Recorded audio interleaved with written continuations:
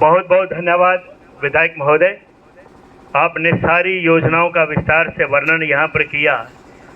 तो आप बड़ी देर से जिनका इंतज़ार कर रहे हैं, हमारी आज के मुख्य अतिथि व लोकप्रिय नेत्री सुश्री इंदुबाला गोस्वामी जी, राज्यसभा सांसद, मैं उनसे निवेदन करूंगा कि कृपया आएं और हमारे इस छोटे से ग्राम के लोगों को संबोधित करें।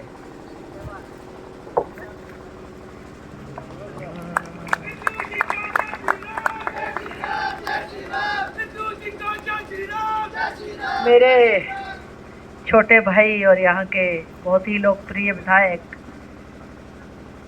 रणवीर सिंह निक्का जी, जिलाध्यक्ष राणा जी, मंडल अध्यक्ष जतेंद्र पठानिया जी, राहुल पठानिया जी, पंजाड़ा ग्राम पंचायत के उप प्रधान पवन कुमार जी, बीडीसी सदस्य कृष्ण दीवान जी, वार्ड मेंबर सुमन देवी जी,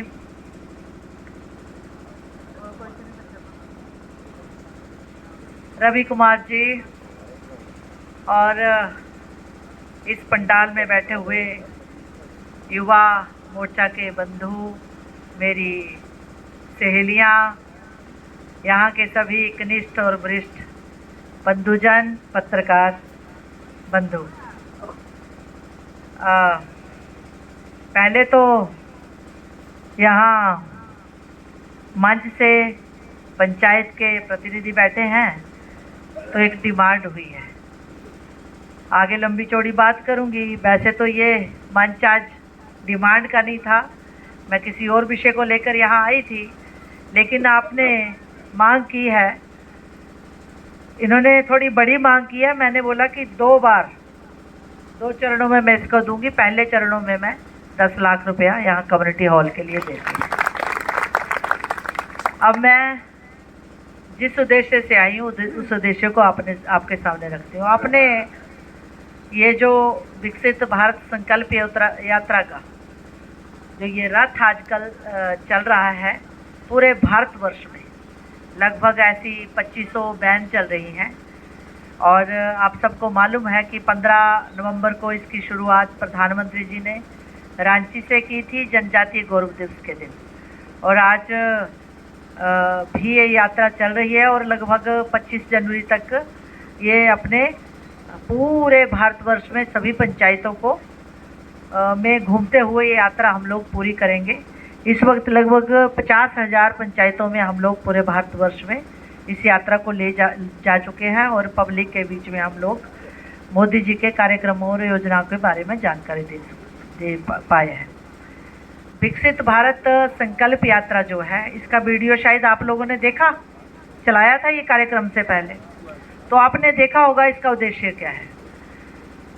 ये विकसित भारत संकल्प यात्रा कह रहे हैं, लेकिन ये जो गाड़ी है हम लोगों को इसको सब जगह हम लोग कह रहे हैं कि मोदी की गारंटी की गाड़ी है। मोदी की गारंटी की गाड़ी मतलब मोदी जी जो लोगों को गारंटी देते हैं, जो वायदा करते हैं, उस वायदा करते हैं, इसका मतलब होता है कि समझो वो मोदी की गारंटी है, वो वायदा पूरा होगा ही होगा। वो सिर्फ वोट बैंक लेने की गारंटी नहीं है, वो जनता तक पहुंचने की गारंटी है। निचले पायदान का जो व्यक्ति है, जिस तक कोई नहीं पहुंच पाता है, वहां नरेंद्र मोदी पहुंचता है, ये गारंटी है। आप सबको मालूम है पिछले 9 वर्षों का जो नरेंद्र मोदी सरकार का कार्यकाल रहा है, उस कार्यकाल में जितने भी कार्यक्रम और योजनाएं चली, वो सीधी अंतिम पायदान, मतलब जो ग्रास रूट में रहने वाला आम कार्यकर्ता है, उस तक जुड़ी हुई योजनाएं हैं। और जब हम ये कहते हैं तो निक्का जी ने बहुत सारी योजनाएं गिनाई। मुझे दूसरी पार्टियों के बहुत सारे भाई और कई बार मीडिया बंधु भी पूछते हैं कि भाई आप जो कार्यक्रम और योजनाएं चला रहे हैं, आप जो ये लोगों को योजनाएं दे रहे हैं, ये भी तो वही लुभावनी चीजें हैं जो आपको दूसरी पार्टियां दे रही है, मानो केजरीवाल दे रहा है, यहाँ की सरकार, कांग्रेस की सरकार ने कोई गारंटी दी, कोई वायदे किए, वही तो है। तो मैं हमेशा कहती हूँ कि नहीं, मोदी की गारंटी और उनकी गारंटी में जमीन आसमान का अंतर है। मोदी जी ने अंतिम पायदान में बैठे हुए व्यक्ति, यानी कि वो व्यक्ति जो आज़ादी के 75 साल के बाद भी, 75 में तो हम लोग भी आ गए, 9 साल हम हैं, लेकिन 70 साल में बोल सकती हूँ जिन्होंने 65 साल से अधिक इस देश पर शासन किया, आज़ादी के 70 साल तक जिन्होंने इस देश पर शासन किया, उसके बावजूद अगर देश के नागरिक के पास अपना आवास नहीं है, उसके घर में शौचालय नहीं है, उसके पास गैस का चूल्हा नहीं है, उसको अभी भी नल से जल पहुंचाने की सरकार को जरूरत महसूस होती है, 70,000 गांव बिजली आज़ादी के 70 साल के बाद भी बिजली से महरूम होते हो, तो बताइए जिस पार्टी ने 65 साल से अधिक 2 नारों में देश में शासन किया, हमें लाओ गरीबी हटाओ, हमारा हाथ गरीबों के साथ, तो भाई आपने गरीबी हटाई होती 70 सालों में, तो आज देश के हर नागरिक के पास कम से कम अपना घर तो होता, 5 कमरों का ना होता, 2 कमरों का तो होता। देश के हर नागरिक को शौचालय से महरूम ना होना पड़ता। क्यों उज्ज्वला योजना प्रधानमंत्री जी को लानी पड़ती? क्यों हर घर नल से जल योजना लानी पड़ती? क्यों आवास योजना लानी पड़ती? क्यों आयुष्मान भारत योजना लानी पड़ती? ये योजनाएं ऐसी हैं जो एक मध्यम वर्गीय और गरीब परिवार के आत्म सम्मान और स्वाभिमान के साथ जुड़ी हुई हैं। और जब मैं बोलती हूँ कि आत्म सम्मान और आत्म स्वाभिमान, तो आप भी उस चीज़ को महसूस करते होंगे। एक गरीब से गरीब व्यक्ति, मध्यम वर्गीय व्यक्ति, अच्छा कमाने वाला भी क्यों मरता है, खपता है, रोज सुबह घर से उठ के काम के लिए जाता, क्यों जाता है? कि उसके सिर के ऊपर कम से कम 2 कमरों की छत हो, उस छत के नीचे वो सभी सुविधाएं हो जो एक मूलभूत सुविधाएं एक मानव जीवन की होती है, जो मैंने बताया, पानी, बिजली, शौचालय, गैस। और ये जब सुविधाएं 4-5 सुविधाएं होती है ना, घर हो, बिजली हो, पानी हो और शौचालय हो, तो समझो उस व्यक्ति को फिर ये चिंता नहीं रहती है। अगर वो कहीं 100 रुपये, 50 रुपये दिहाड़ी में भी काम करता है, तो उसको पता है कि मैं अपने परिवार को इन 50 रुपयों में पाल सकता है, लेकिन मुझे इतनी मेहनत नहीं करनी पड़ेगी, जो मुझे आश्रय चाहिए था वो मुझे है। बारिश हो, बिजली कड़कती हो, धूप हो, तो उसको ये चिंता नहीं रहती कि मेरा परिवार पीछे से क्या कर रहा है। जो व्यक्ति यहाँ से हिमाचल से जाके दिल्ली में काम करता है ना, सिर्फ इसी उम्मीद में कि मैं अपने परिवार को अच्छा रहने के लिए स्थान दूंगा, उसको मूलभूत सुविधाएं दूंगा, और वो सारी जिंदगी खपता रहता है, पिटता रहता है, लेकिन फिर भी वो उन चीज़ों को पूरा नहीं कर पाता है। तो मोदी जी ने जो दिया वो चुनावी वायदे नहीं थे, वो एक गरीब से गरीब व्यक्ति को, अंतिम पायदान वाले व्यक्ति को भी आत्म सम्मान उनके अंदर जगाया, आत्म स्वाभिमान जगाया।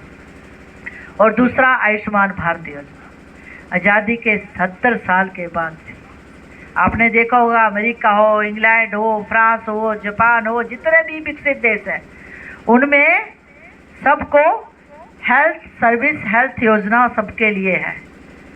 यहाँ तो एक गरीब, कभी ये सरकारी हॉस्पिटल में ही उसको ठीक ढंग से ट्रीटमेंट में ही नहीं मिलती थी, प्राइवेट हॉस्पिटल में भी तो जाने की सोच ही नहीं सकता था।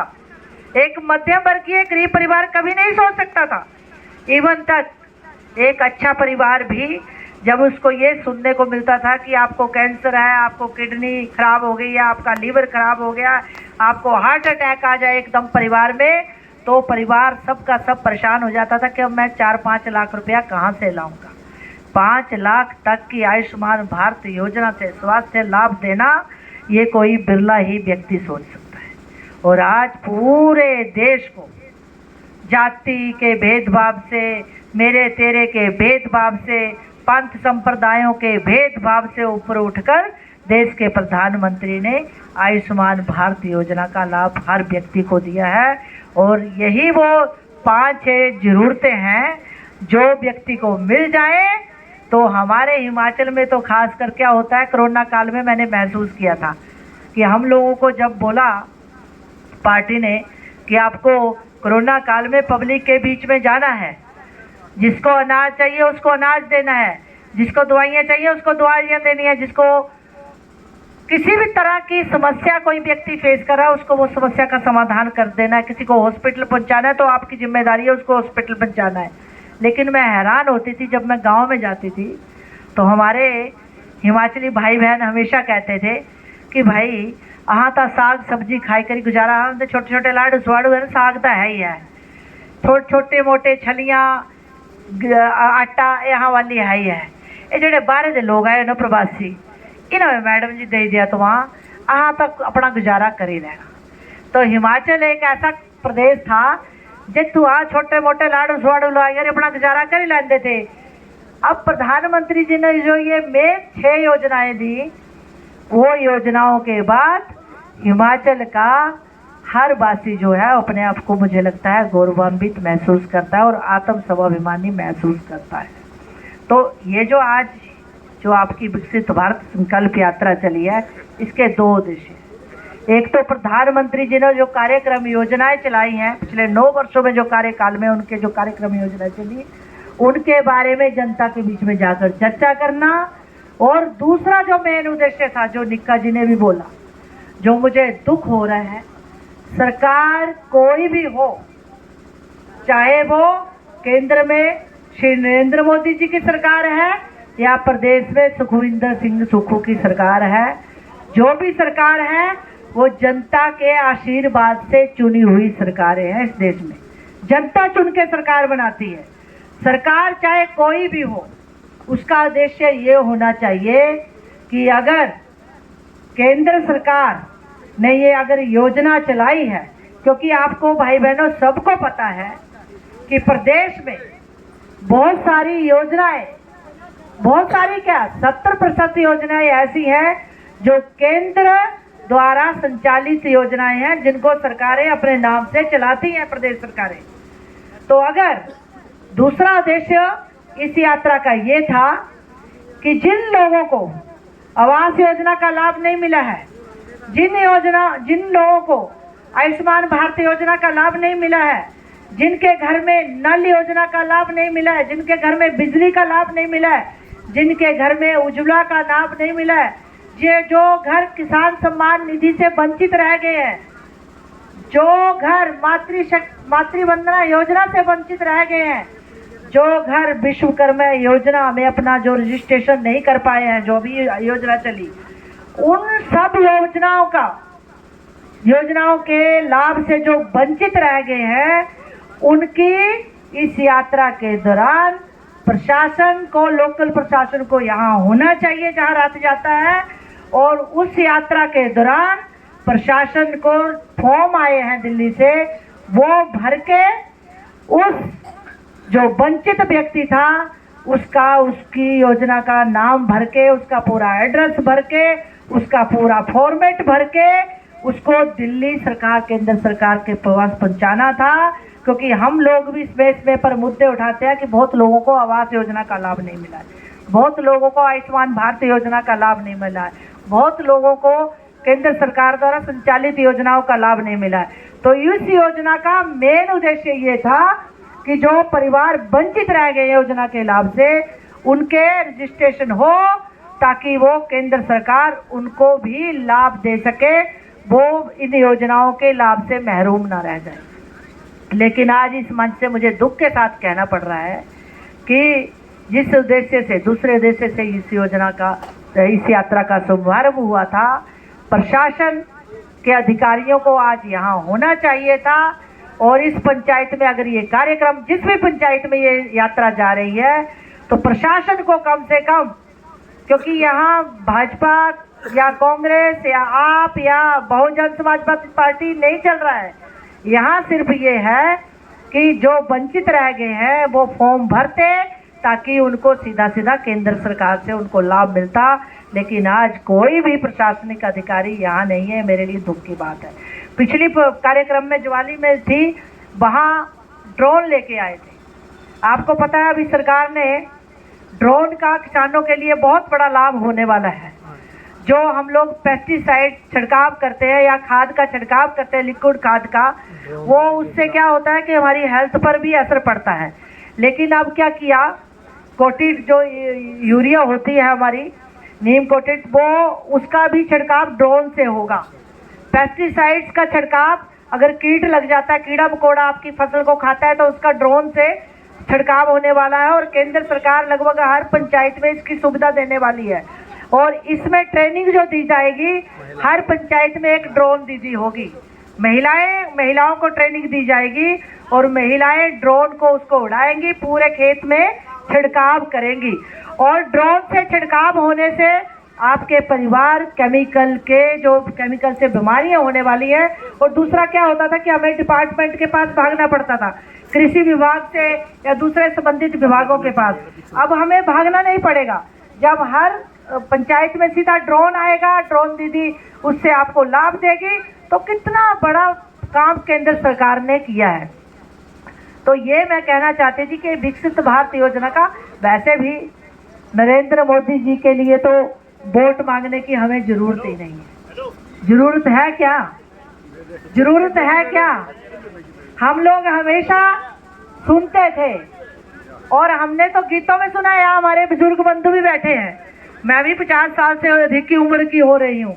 तो हम लोग भी कि क्या गाना गाते थे, जहाँ डाल डाल पे सोने की चिड़िया करती है बसेरा, वो भारत देश है मेरा, वो भारत। हमने तो बचपन से सुना। तो हम लोग सोचते रहते थे कि वो सोने की चिड़िया है कहाँ भाई, सोने की चिड़िया है कहाँ। हमारे देश की क्या पहचान थी विदेशों में? भ्रष्टाचार में सबसे ऊपर, करप्शन में, कालाबाजारी में सबसे ऊपर। हम लोगों के यहाँ बोलते थे कि आतंकवाद है भाई, वहाँ हम नहीं जाएंगे। हम लोगों को बोलते थे कि वहाँ खून खराबा होता है, उस देश में हम नहीं जाएंगे। हम लोगों को बोला जाता था कि गरीबों का देश। लेकिन आज नरेंद्र मोदी ने अपने 9 साल के शासनकाल में इस देश को क्या मान सम्मान दिया, ये आप उससे पूछो जो भाई हमारा विदेश में रहता है। 2 दिन पहले मैं पठानिया जी से डिस्कशन कर रही थी कि मेरी कज़न आई है अमेरिका से, 14 साल के बाद आई। तो वो सुना रही थी अपने अनुभव। मैंने कहा क्या लगता है? कहते हैं हम लोगों को एयरपोर्ट में, हम लोगों को कई बार हमारे परिवारों को, पूरे परिवार को बोलते थे कपड़े उतारो जाके, पूरी स्क्रीनिंग होती थी। हम लोगों के साथ दुर्व्यवहार होता था, हम लोगों को दोयम दर्जे का समझा जाता था।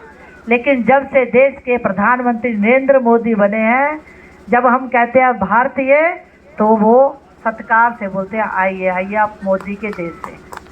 इससे बड़ा सम्मान हमारे लिए क्या है? और मोदी जी ने जो भी कार्यक्रम योजनाएं चलाई, मैं पीछे भी कह रही थी क्योंकि पंचायत का कार्यक्रम है, इसलिए मैं संदेश देना चाहती हूँ। जब मोदी जी ने स्वच्छता अभियान चलाया तो हमारे बहुत से भाई, आपके पास यहाँ भी होंगे शायद, मेरे तो बहुत सारे मित्र और मेरी फैमिली भी बहुत सारी विदेश में रहती है, तो वो हमेशा बोलते थे आपके यहाँ ना सफाई नहीं है, गंदगी बहुत है, मंदिरों में सफाई नहीं है, नदियों के किनारे सफाई नहीं है, आपके जो टूरिस्ट प्लेस है वहाँ गंदगी है, ऐसे नाक बोल कोड़ते थे। तो प्रधानमंत्री जी ने जब स्वच्छता अभियान चलाया तो उसके पीछे एक सोच थी, क्योंकि जब वो अमेरिका जाते थे, जब वो इंग्लैंड जाते थे, फ्रांस जाते थे, जब वो सुनते थे कि उनके देश को ये बोलते हैं कि स्वच्छ देश नहीं है, तो प्रधानमंत्री ने बोला कि कैसे मेरा देश स्वच्छ नहीं हो सकता। 130 करोड़ आबादी वाला देश, उसमें स्वच्छता क्यों नहीं हो सकती? अगर हम और आप मिलके बीड़ा उठा ले कि मेरा गांव, मेरा गली कूचा, मेरे घर के बाहर जो गली है वो मेरा, मेरा नहीं, मैं नहीं, मेरा, हम नहीं, हमारा। और वही सोच हमें दी कि मेरा घर नहीं मेरी गली, मेरा घर नहीं मेरी पंचायत, मेरा घर नहीं मेरा गांव, मेरा प्रदेश, मेरा घर नहीं मेरा प्रदेश, मेरा घर नहीं मेरा देश, मेरा देश।